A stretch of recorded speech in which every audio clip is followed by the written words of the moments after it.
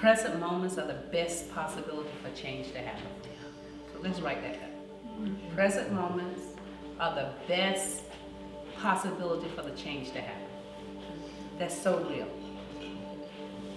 And yet, those moments where you are present are harder to get because it's so influenced with so much in that moment.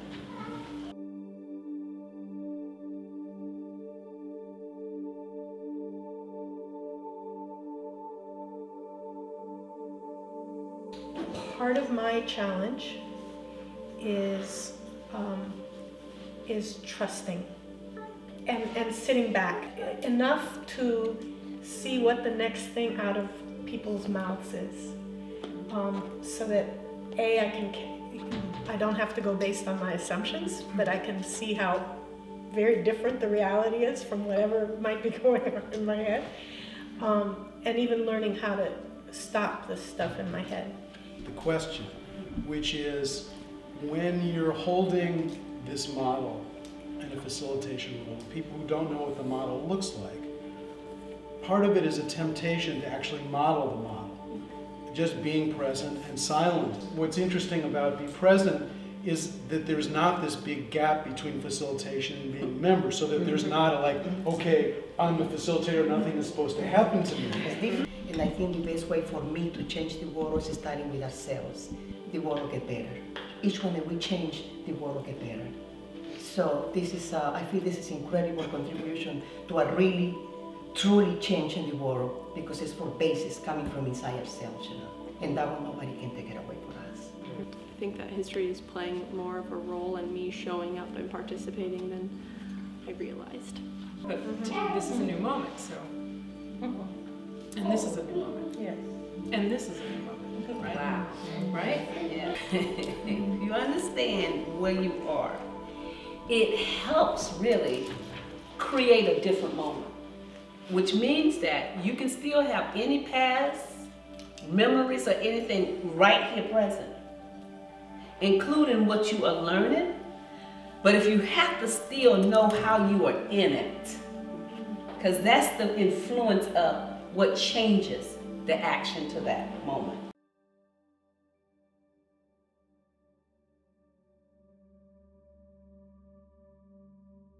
The first step of the model, it asks you to know yourself outside of the stress and oppression. And silently, I just want everybody to imagine that for themselves. And that's Jean's egg.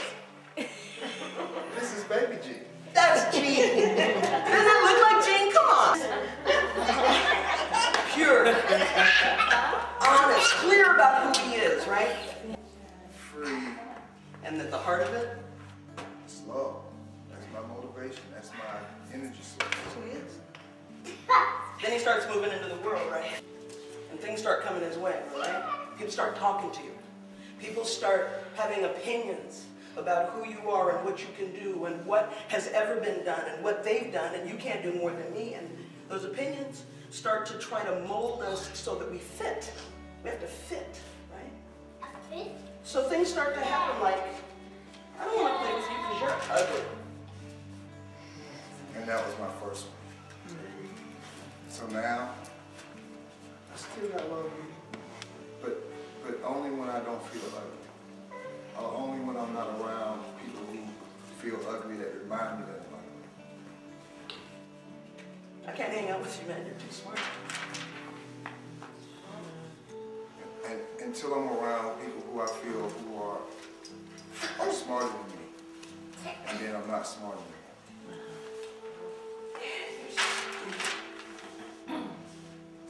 You're so entitled. You know what?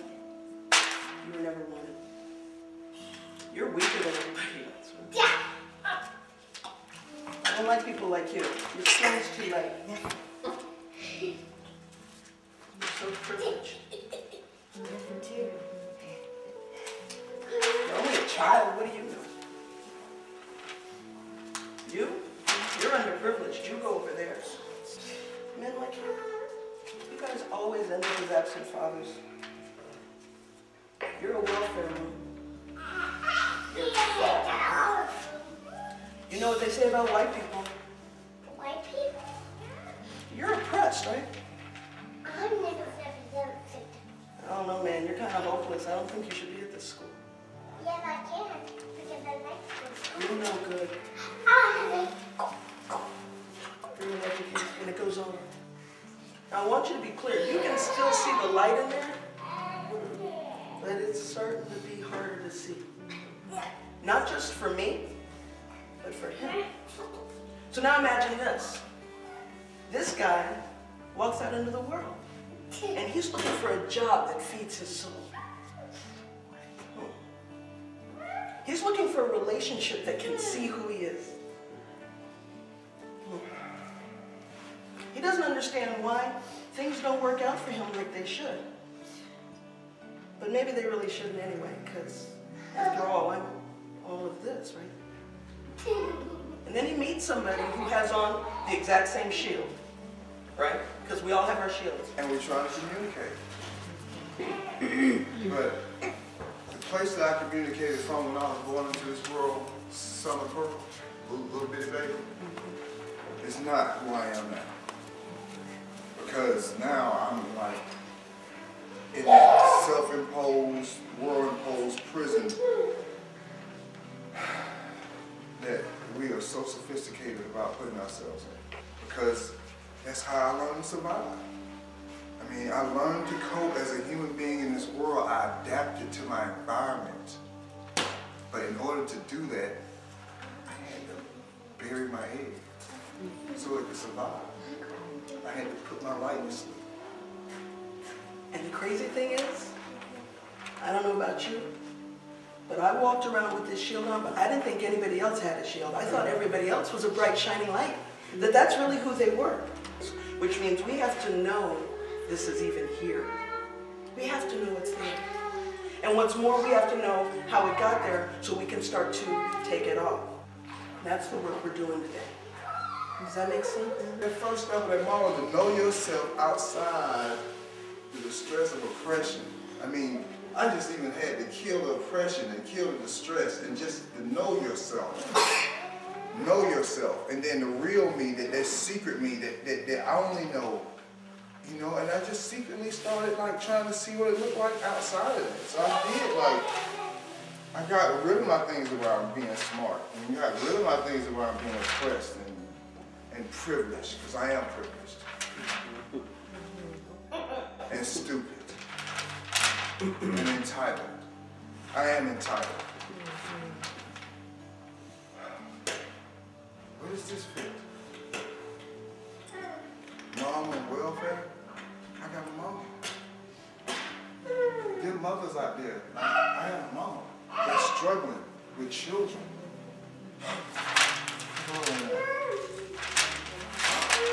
Absent father? I've been there in this world. Do I leave that here? Oh no. I've been in this world, and I know why I've been like that in this world. Because there are conditions in this world that limit my choices. And I made those choices in this world. But that was not at this age. I would never let that put that on me again. Because I ain't never been absent in nothing. I've always been present in the suffering of this body. But I had to decide how I really wanted to walk on this earth, and now I'm at a crossroad where somebody presenting something to me that I kind of get.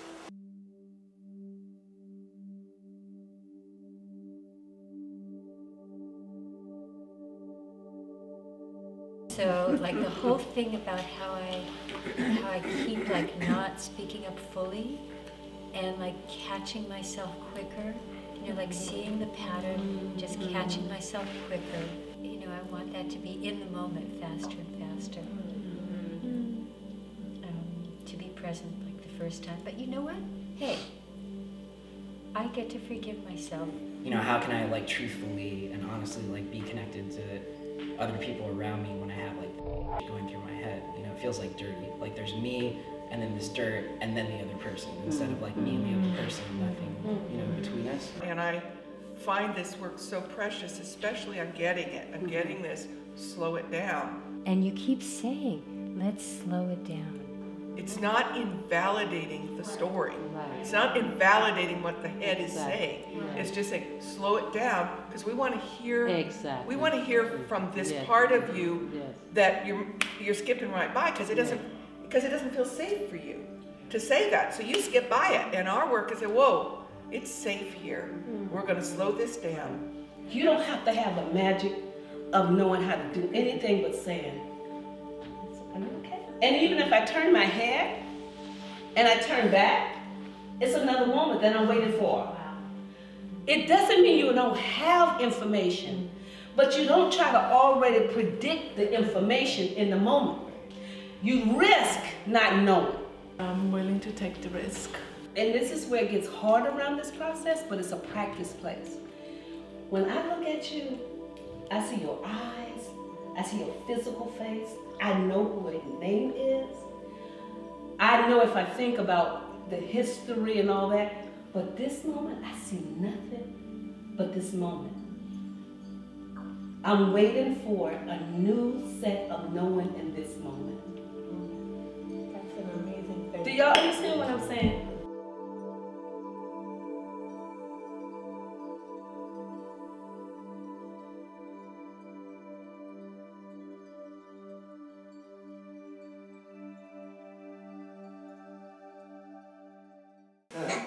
So like when you know yourself outside the stress of oppression, you move into the place in these rooms and outside the rooms to listen to others in a conscious and present state. Each and every person gets to have their own movement. That's what's so hard about this work. Because you really do have to wait, and you cannot judge them on what you think they should say or what you thought they meant, but you have to really be in the compassion and the understanding of what they actually said out their mouth.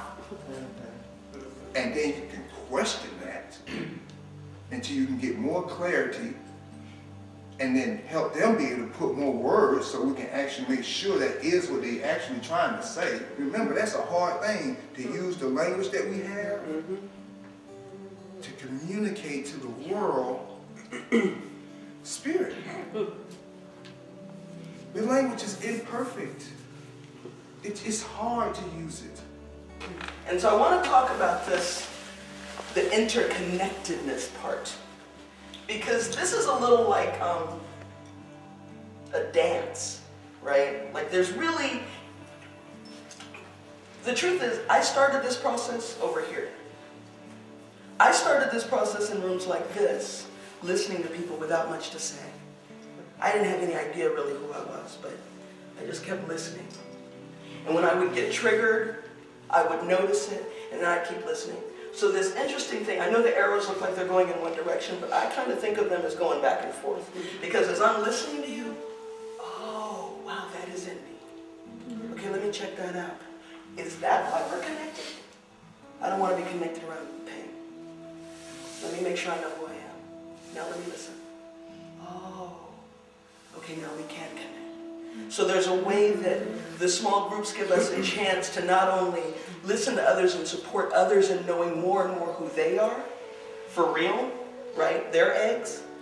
But it gives you a chance, or it gives me a chance, through that listening to know more about me. And the more I know me, and the more you're clear who you are, when we get together, it's real.